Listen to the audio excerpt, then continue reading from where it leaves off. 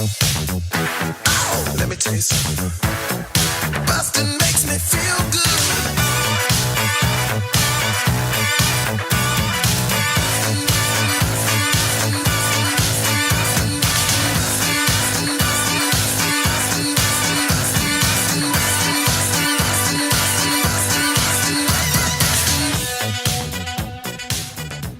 Hi, everybody. Welcome to Blockbusting, the podcast where we love to hate the movies. I'm your host, Jay Light.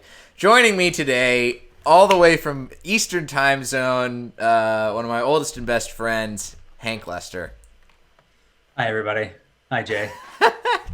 Hank, it's great to have you on. I haven't had just a Friends episode in a couple months, so it's nice to, and also it's nice to finish the Lester pairing. Yeah, of the influential Lesters in my life. Exactly. Yeah. You had my brother already, but I feel like I was the original. So yeah, you're the main man, and now we're going to talk about a movie that I didn't even know that you liked, that you want to defend, and I don't know why, because I rewatched it right beforehand, and it's bad. And that movie is Major Payne. Yeah, I mainly just wanted to make you watch it because I knew you had all those blind spots in your childhood, and this was one that my aunt and uncle made me watch all the time for some reason when I was growing up. But yeah, it just, even rewatching it, I can see why it's not good cinema, but it still is very, very enjoyable movie to me. I just love Damon Wayans in this movie, and I think everybody should see him do his thing. Right. Yeah, Damon Wayans really is the only saving grace in this movie, because everything else in this movie is dog shit. It just is. And it's remarkable to me that, like, Damon Wayans, I've seen him, obviously you've seen him perform in this, and I've seen him perform as a stand-up. He's a very gifted performer, and I wish that they had gotten other good people to perform alongside him in this movie. Yeah, it's odd. I mean, it's him acting with a bunch of kids, so what are you going to do? But get better kids. Hire better kids. They exist.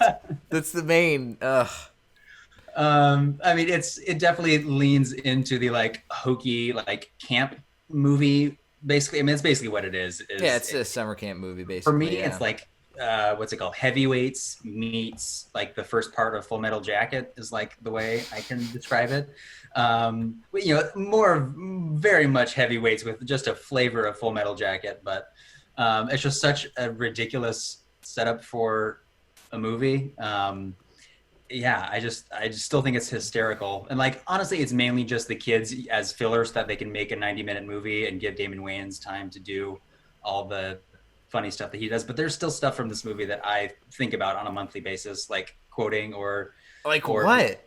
I mean, say what you love about this movie, because there's a couple things I like, but I just don't get it. Okay. The big one for me that I think about all the time is Damon Wayans when he is sitting in the lunch hall, eating by himself, of course, because he's a weird guy, and he doesn't open the can of Coke normally. He jams his finger into the lid to open it and screams while he does it in the middle of a crowded lunch hall. It's just the funniest thing in the world to me, because it's so he's so confident when he does it as if it's a normal thing to do. I laugh hysterically at it. All the PTSD stories he sprinkles throughout his the PTSD stuff is great. Trying to mold these little kids and stuff. It's just so over the top and ridiculous that it just makes me laugh every time. And I think I just wish people would watch it at least once to see it, because I think they would find it funny, even if you don't. That's the thing. It's not that I didn't find it funny. There are some parts that I did laugh really hard at. Damon Wayans, when he has, I guess it's you could call it I almost called it a flashback, but it's not a flashback because it's a dream sequence with a flashback baked into it. Yes. With the nurse and Tiger, and then the Viet Cong guy shows up and he smashes his face into the grill, and it's the very hokey sitcom style shot that lasts for several beats too long afterwards. As they're all maniacally laughing. Yeah. Mm-hmm. It's great. Yeah, well, that his bucolic ideal is grilling burgers and then killing a man with his bare hands, and Hmm. then his whole family being so proud of him and laughing about it, like that is his dream world. Yeah, it's as you say, it's just hysterical. Like, Yeah, I all the times where he would talk about his actual military service and the intensity that he had when he was talking about like the 11 tours and like the telling the bedtime stories or killing people with his bare hands. That was really funny.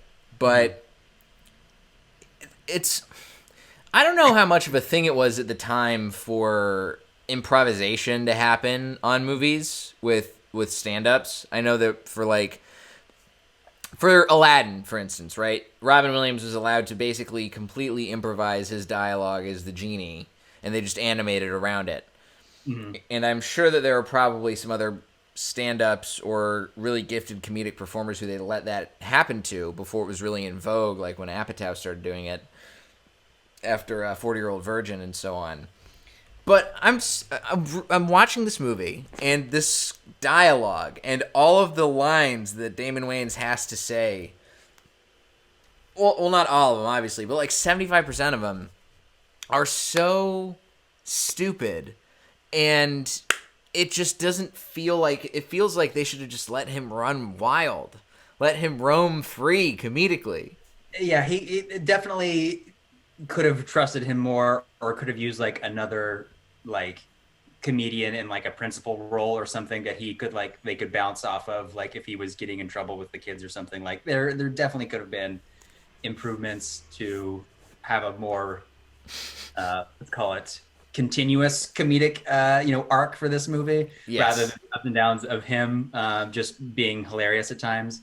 But I guess for me, it's just like all the stuff is just with the kids or with the romantic side of it. Like it's filler for sure, but it's really inoffensive and just kind of washes over you.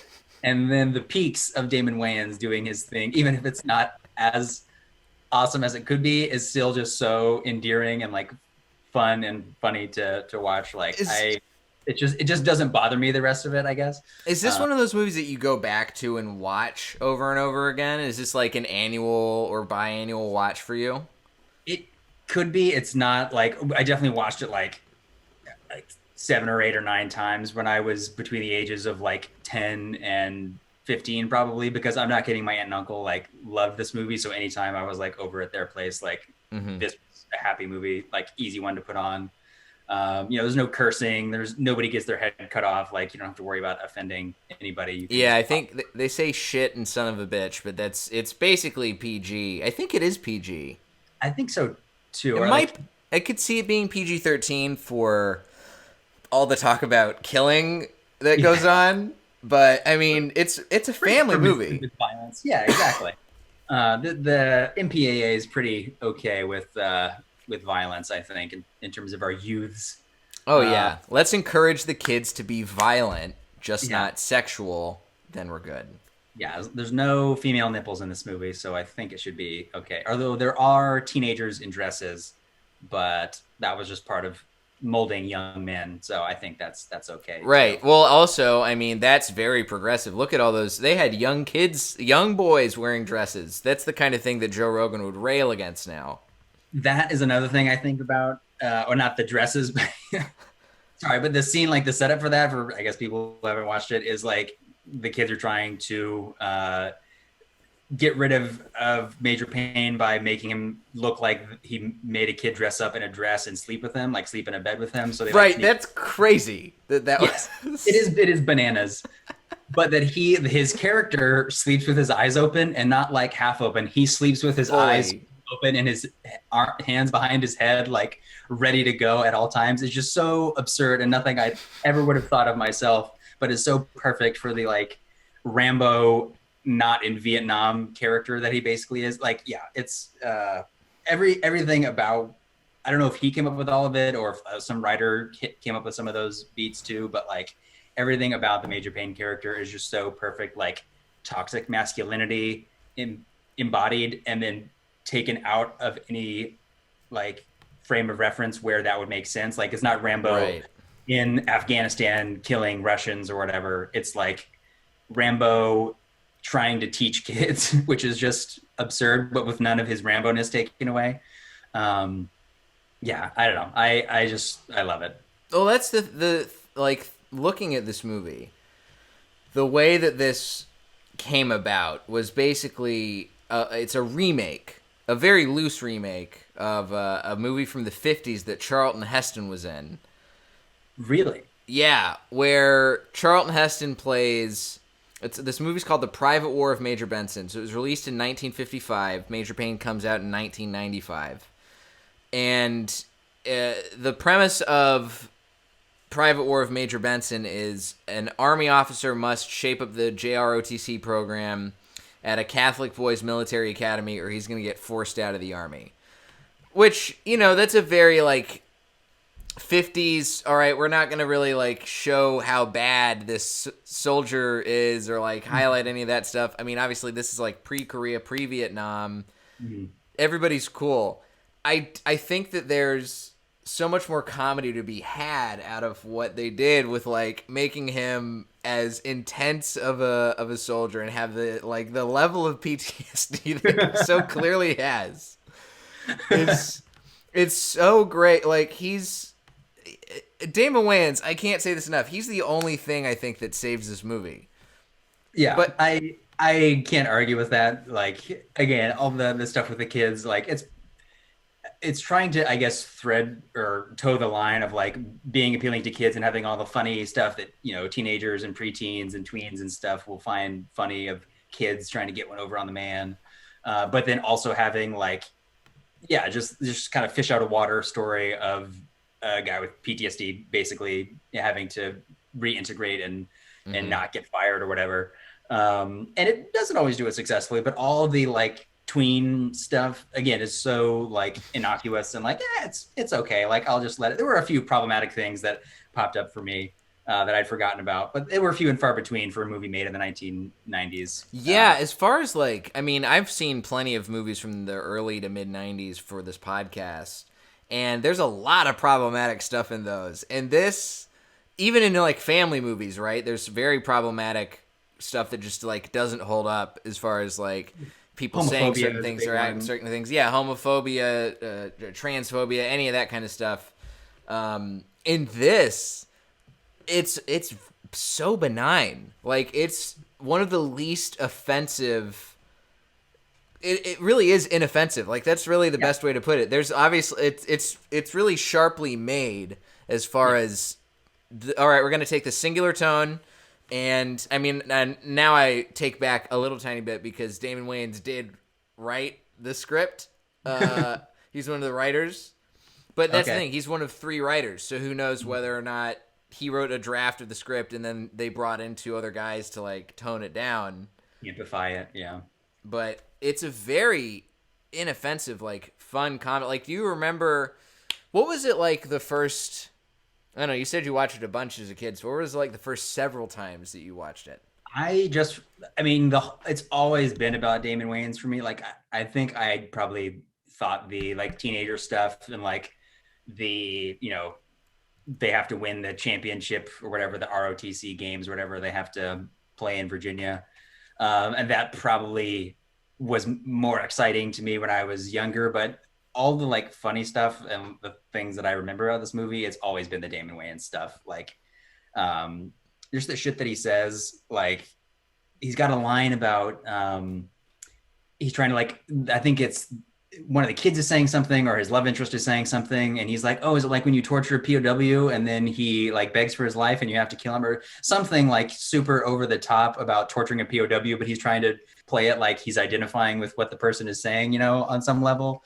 It just always struck me as just the funniest shit on the planet. I probably couldn't put my finger out when I was younger, but his character has just always been the bright shining, sun around which everything else in the movie orbits. Yeah. I wish that they had made a movie with Major Payne that wasn't Major Payne.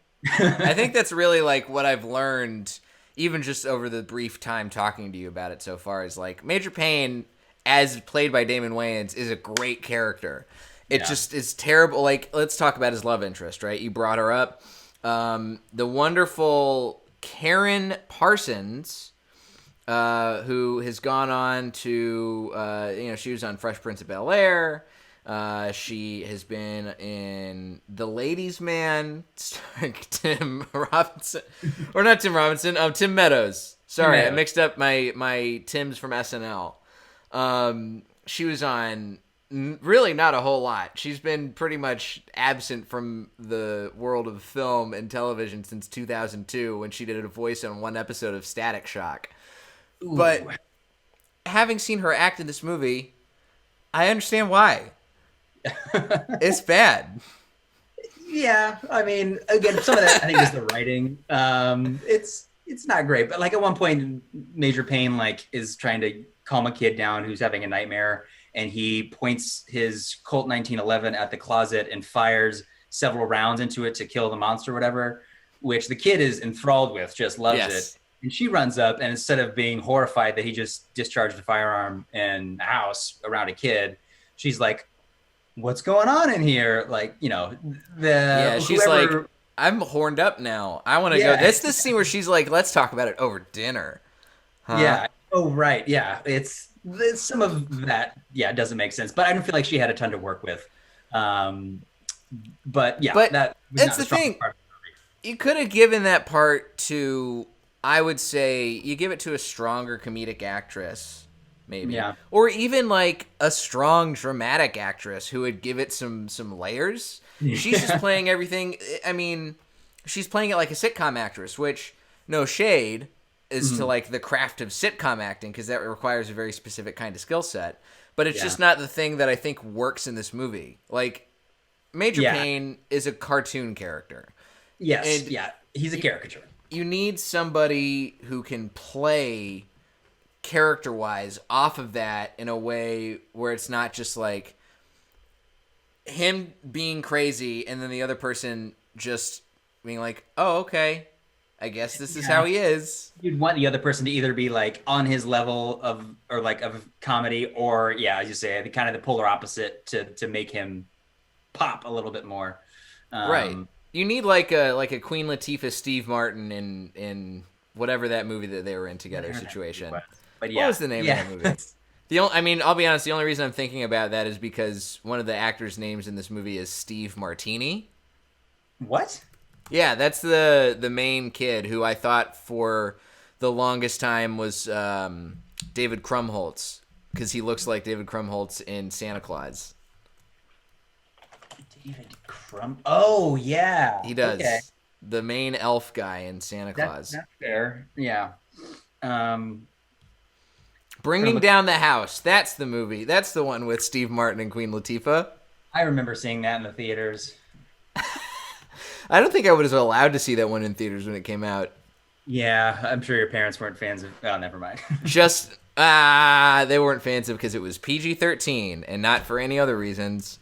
March 7th, 2003. That's just before the window when I was allowed to go see PG-13 movies in theaters without... a representative from my youth group present. Sorry, parents. You couldn't just wear your crucifix and wave it at the screen and be... No, what do you think, this is a screening of Passion of the Christ? Come on, Hank. Get it together. Okay, so I the other thing that I was thinking about while watching this movie is this is a movie that like holds a very special place for you in your childhood. Yes.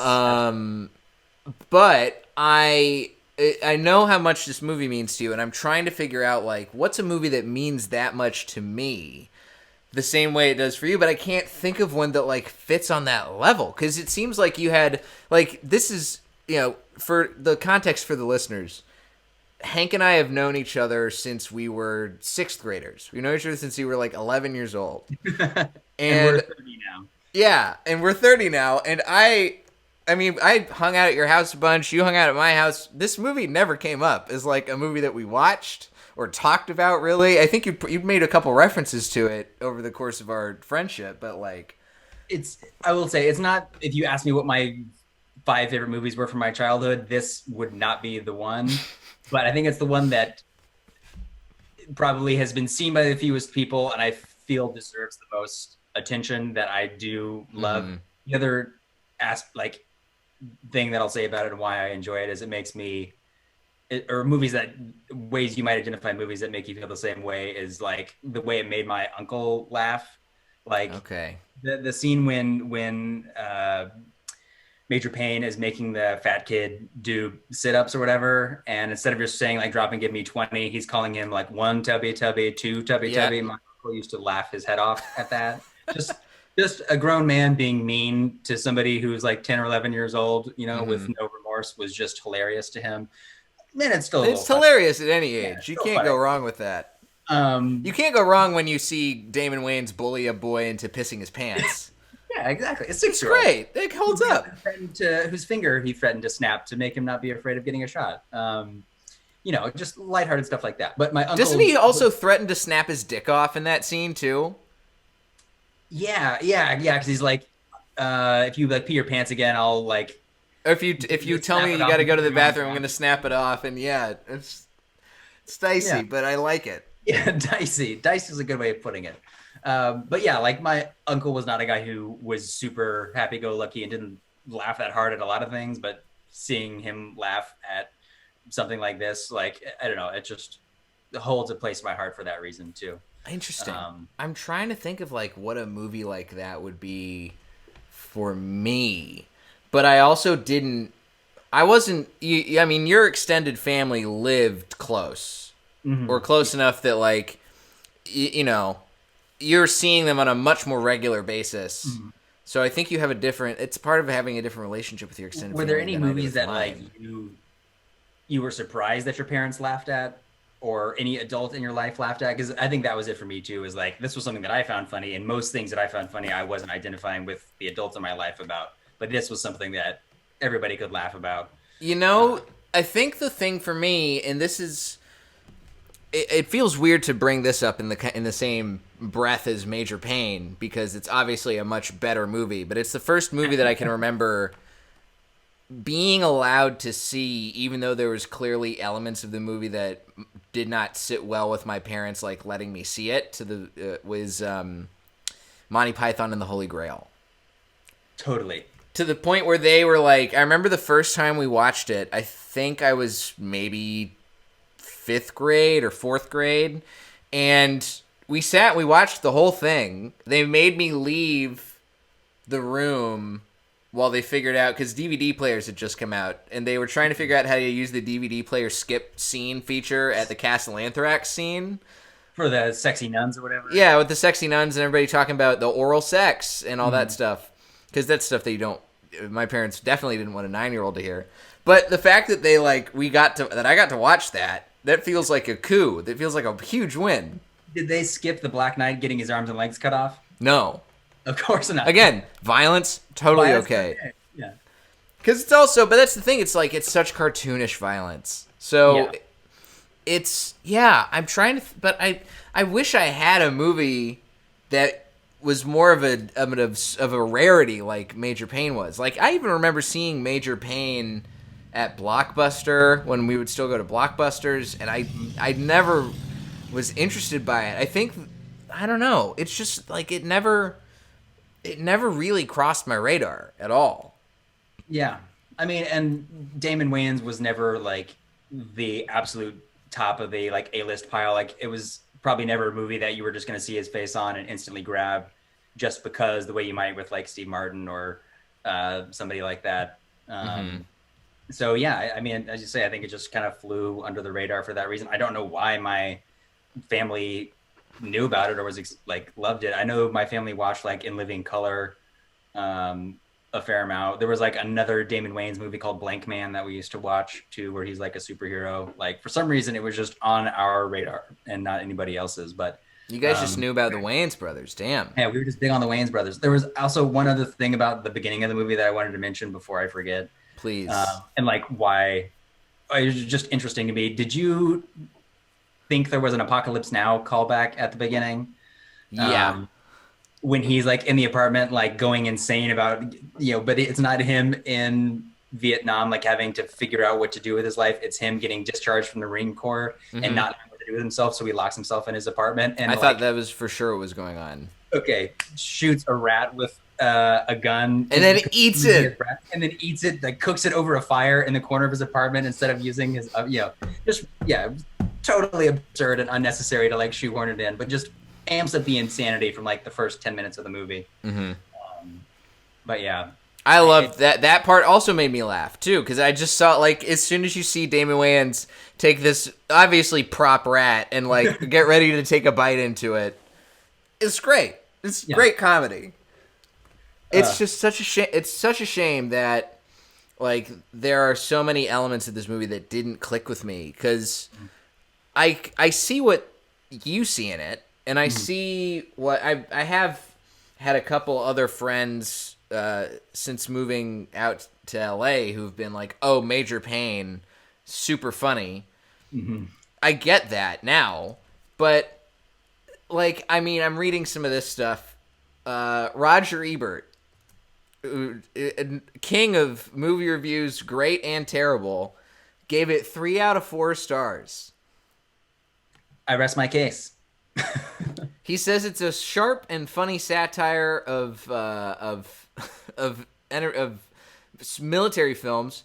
Here's the problem. Now I'm trying to click on it on Wikipedia, and it says that the review is not found. So I think they got to him. I think they figured out he'd been compromised.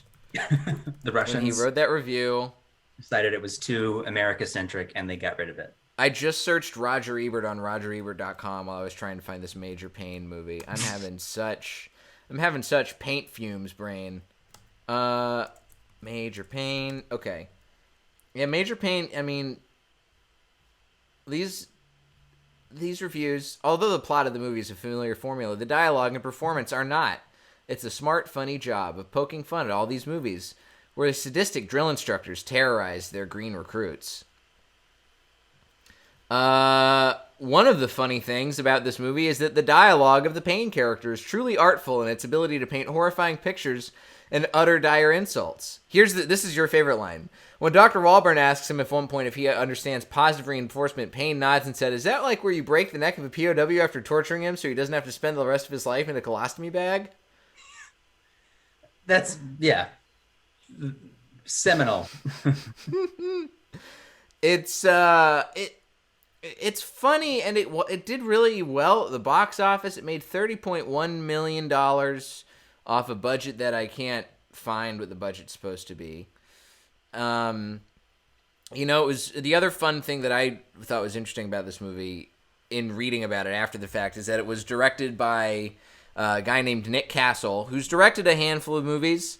The Last Starfighter. Yep, Last Starfighter, Dennis the Menace. He was also Michael Myers in Halloween. Really? Yeah. He's the shape. He's the guy. He's not foreign to comedy, is what you're saying.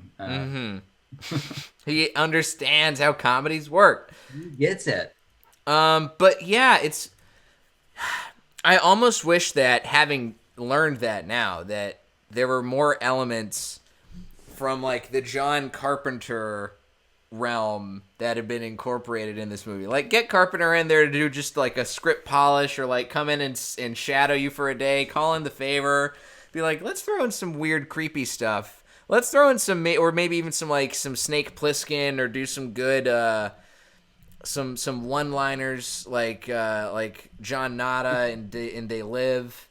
If Snake Plissken showed up as like another guy to like help whip them into shape or something, or even like an antagonist character, like the other military school was led by, Snake Plissken or whatever. Like, that there are many things that could have heightened the heights that this movie reaches for sure. But I still think it achieved what I needed it to achieve, which was pretty consistent and surprising laughs. I guess that's the other thing I would say is you never know what Major Payne is going to say next. Because like the colostomy bag line is just like, it comes out of nowhere. And that is pretty well written. It's not just somebody being mean for no reason. It's just like such a bizarre turn for that conversation to take. Like everything he did, or every time he whipped out his gun and shot something or said something horribly offensive to a little kid, or like didn't to a kid, like it was just not what you're expecting. So I don't think it's super predictable, even if the story arc is the specific things that Major Payne is doing throughout isn't super bold.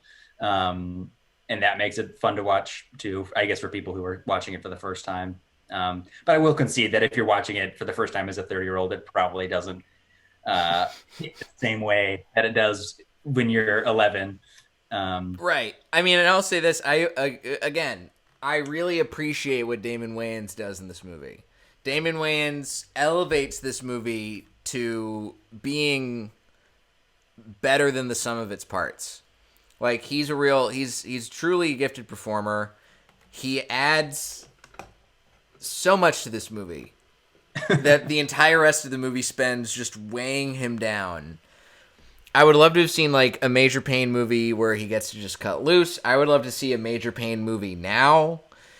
I mean, now seems like the perfect time to bring up, Major Payne, and hey, get Damon Wayans Jr. in there to play Major Payne's son, who also has PTSD from being serving in Iraq or Afghanistan. I was gonna say, we've had a war since then. Yeah, bring it. Yeah, continue to have.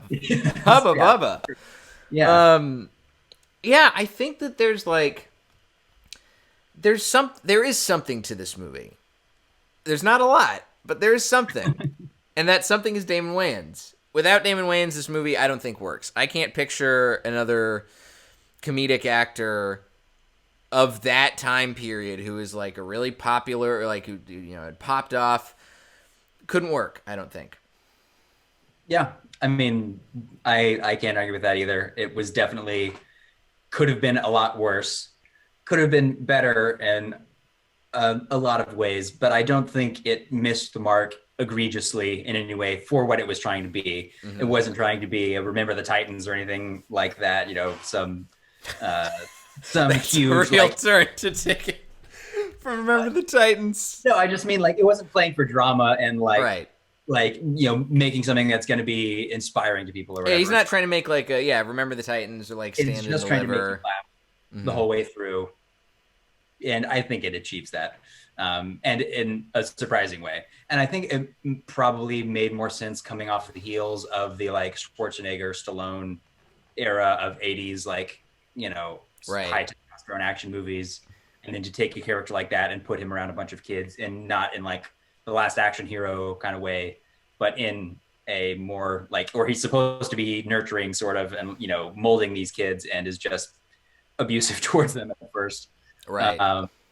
It made more sense at that time, I think, and nowadays we've moved away from, because I don't remember the last time I saw a movie that was quite like in that kind of camp. The underdogs are, of a bunch of kids are gonna beat the rich kids or whatever. I'm also older than I was then, but yeah, that kind of movie is out as much now. It really isn't. There's nothing, outside of maybe like a Disney Channel original movie, which I haven't watched one of those and I don't even know how long.